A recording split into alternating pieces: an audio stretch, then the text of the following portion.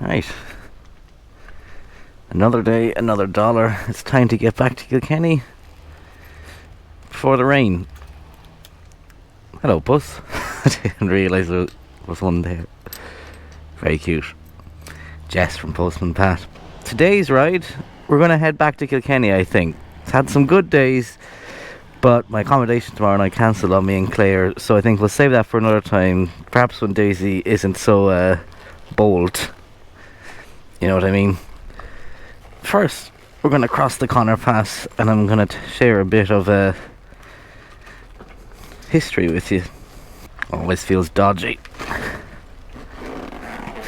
because part of it's on a hill and part of it isn't.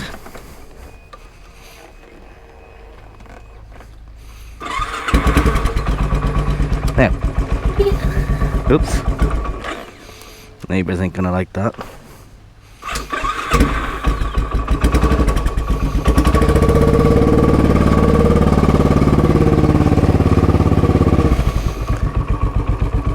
So yeah, first let's traverse the Conor Pass, if Daisy will allow us and doesn't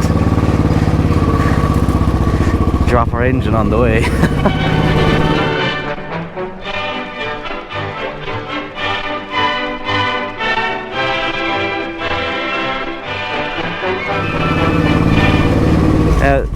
Yesterday morning the weather was comparable to this, and yet it cleared up. As the hotel owner just said to me, we live in hope. So, let's live in hope that we beat the rain back to Kilkenny. Probably should get petrol at some point, but I think I'm okay for a while. Certainly the Conor Pass. We live in hope.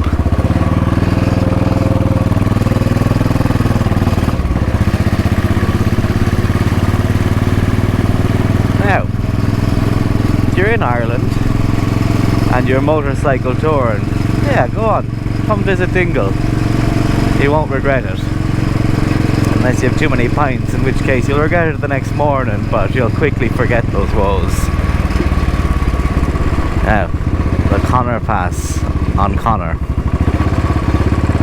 I'm seeing it alternately spelled Conor with two N's and Conor with one N's. Whatever that's about.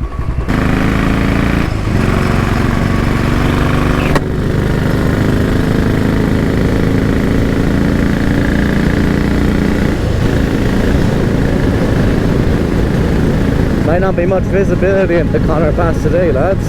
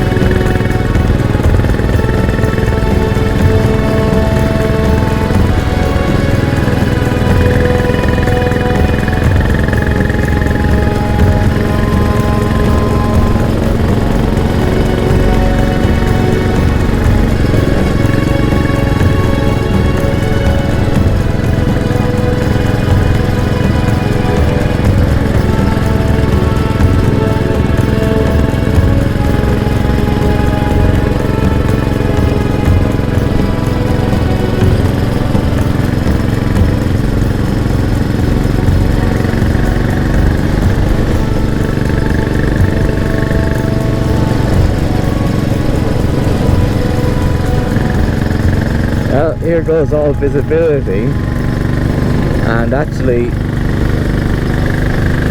wow, you can actually see the line where visibility leaves us. Hell of a lot of fun on a motorbike though.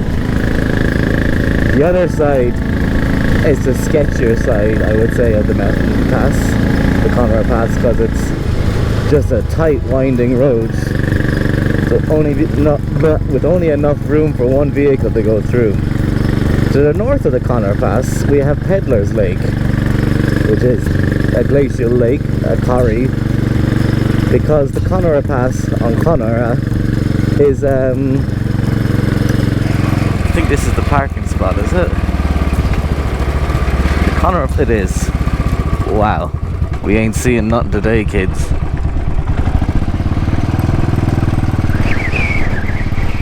mystical era. You can physically see the way the wind is going, if you can hear me. Oh wow, what a view. Sorry girl, you were still a gear. 22222. Okay, underneath the clouds we're getting a fine, fantastic view. Above the clouds not so much. But this is Ireland's highest mountain pass at this many meters. And it's called the Conor Pass, and that's not after someone called Conor, as you might think. It's from the Irish word Conora, which means pass, so it's pretty much like an ATM machine. It's the pass. But that's what happens when you combine languages. You know, it is what it is. It slices through the mountain range called the Brendan, which goes across the Dingle Peninsula. And I hope you can hear me, it's very windy and this dead cat sometimes doesn't cut out the wind, but it's named the Brandon Mountain Range after me, Saint Brendan the Navigator, who in the 6th century AD left here on a 7-year voyage to the Americas, supposedly. And well, there goes the vision, you can just barely see down there. But let's head on and bear in mind how little we can see here, because it comes into the next story I'm going to tell you, which is a bit more contemporary. I'm going to really have to take care on this pass today. From here we're bearing the brunt of the Atlantic breeze rolling in that way. Look at those clouds, you see? Easy. Sorry. Embarrassing me like that. Okay, let's head towards that sunshine and hope for the best.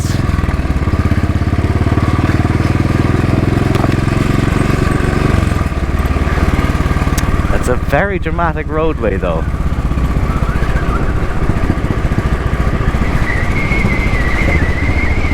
Not so fun in a car, because if you meet someone here... Okay, there you let me pass. You know, you're gonna have to reverse down the mountain. Thank you. And that's no fun. On motorbike you might squeeze past it a few of the times, but otherwise you're at the mercy of the cagers, as people for some reason call car drivers. But now I can see something I'm very much going to be at the mercy at in a second, so let's find a little spot to pull in. Oh no, he did for me. Not sure which one of those is Peddler Lake, but it is one of them. And to the north here we have Cloghane, which probably somehow gets its name from a bell or something, like a clig. Thank you. Or a clock. I'm not sure.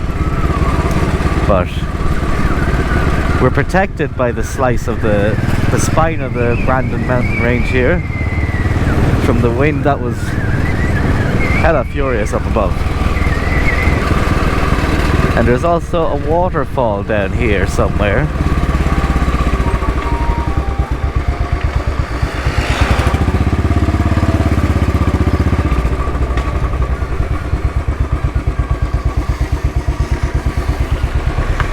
Should I leave the other car pass? Sort of pay it forward way. Yeah, we will. Beautifully ancient style of construction there with the rocks. But up that way is a waterfall. Might be worth having a wee look ourselves, would it? I think it would. Let's do it. Whoa, hello boys.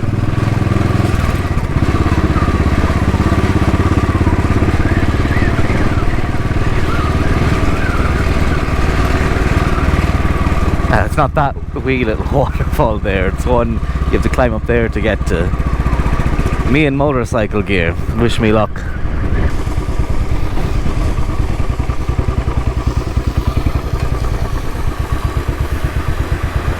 We'll leave you in gear, Daisy.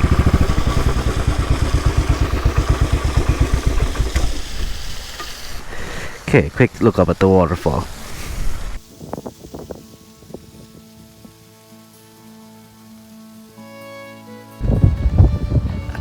bad climb really, all things considered, even in motor gear. Nearly there.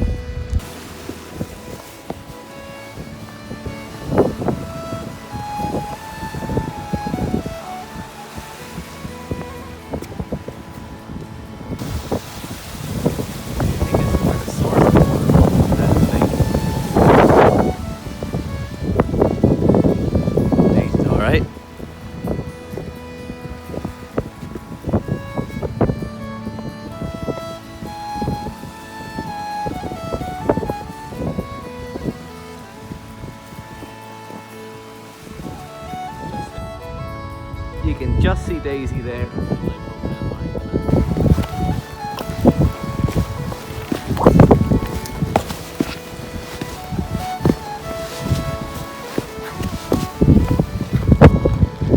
The lake.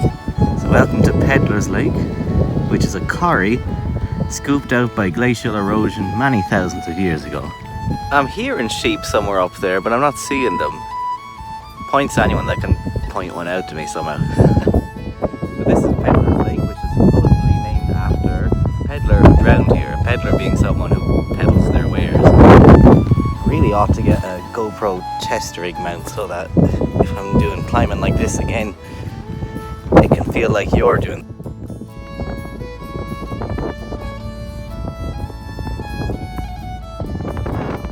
That's a rare sight. You never see motorcycles with a trailer in Ireland.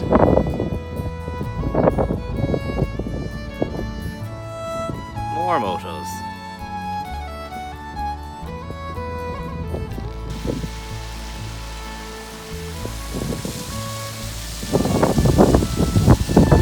Now, so that was Peddler's Lake and Waterfalls, which you can buy if you're so inclined.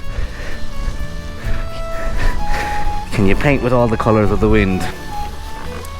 Now, hopefully Daisy doesn't act the maggot now. No maggotry today, says she.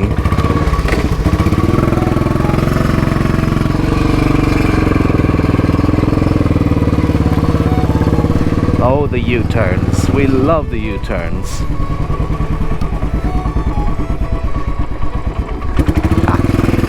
Thank you. Now, I think the road becomes two again. So, where we're off to next is O'Connor's Bar in Cloghane. Cloghana, I don't know. Which is about a 5-minute drive from here, and it's somewhere you can stay as well. And if you're going to climb Mount Brandon, it would be the right place to start. But what is it about Mount Brandon that I was alluding to earlier? If we go back to World War II, Ireland was a neutral state. We called it the emergency, which is a very Irish thing to call the Second World War. And we remained neutral throughout that. Some people went off and joined the fight, but Ireland itself as a nation did not partake in the war. Kind of. Shannon Airport, I believe, was used by the US as a stopover on their way to the UK. It was sort of a say nothing, lads, with, you know, go on, have your D-Day, we'll say nothing. What we're talking about today takes place in 1940, in August. A Sunderland flying boat making its way for the USA leaves Pembroke in Wales, and on the way, it's not sure exactly how, but pilot error, navigation error, or probably you saw that mist very thick up there that you wouldn't realise you're about to hit a mountain. The Sunderland flying boat sadly crashed into the mountain and perished, and one of those engines is still up on the mountain. And in fact, I think there was 2 other air crashes that took place on Mount Brandon in particular. A lot of them took place in Ireland, and I would like to do a video that encompasses Ireland during World War II, where we go into this in more detail. But for now, there's hi guys, down in Cloghane, there's a little bit of a reminder and tribute to those men that I think we should see. Now, it's a bit unassuming, well, until you actually look at it, and then it's like, oh right, that's what that is. In a similar vein, well, probably in as similar a vein as you can get to the prop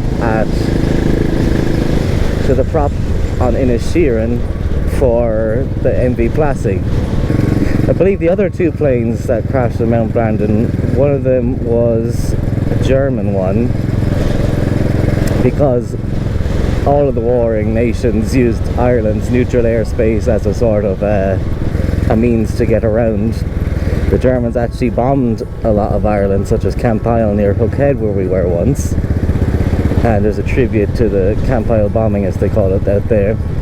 Now, Brandon Point, Cape Mead de Fáilte. And I think the other one might have been an American bomber, like a B-24 Mitchell or a B-17 or something. And I believe there's another spot in Ireland where a C-47 crashed into the side of a mountain, and you can still see the wing in the lake. Fermoyle Beach is lovely. We went there last time. I think it would have been 2 years ago now. Lordy. Now, on Clock On.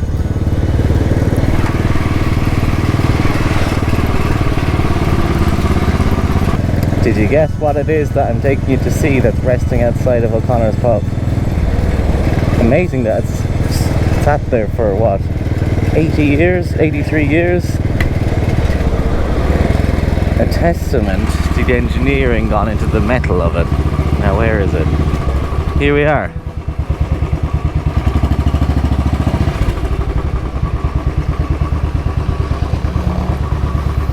The rotary engine and prop housing of the Sunderland flying boat. Let's go have a little closer look. The naughty boy is being okay. So what do we have here?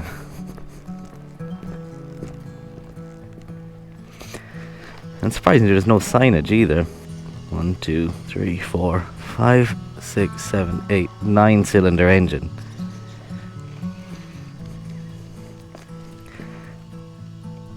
And for imagery, this is what the Sunderland flying boat looked like. Sadly, all 10 crew members perished in the crash. Poignant reminder of a different time that Ireland called the emergency. Oh look, that's one of the wheels. Maybe it's a flying boat though. Might say it on it. L. Made in Germany, Dunlop. I don't think that's... I wouldn't imagine the Allies would be buying wheels off the Germans. Thank you for joining me on this adventure over the Conor Pass, and yeah, I hope to see you in the near future for more adventures. We're going to get Daisy's bolt sorted out. As I said to Michael, there's always one thing going wrong on it, but generally happy bike, happy life. Before I let you go, I just noticed a plaque dedicated to the aircraft that crashed here. So look, we have a Luftwaffe Condor. The Sunderland was in 1943, which makes more sense because why would they be going to the States in 1940 when they weren't Allied or part of the war? 2 Sunderlands and a Wellington, lest we forget.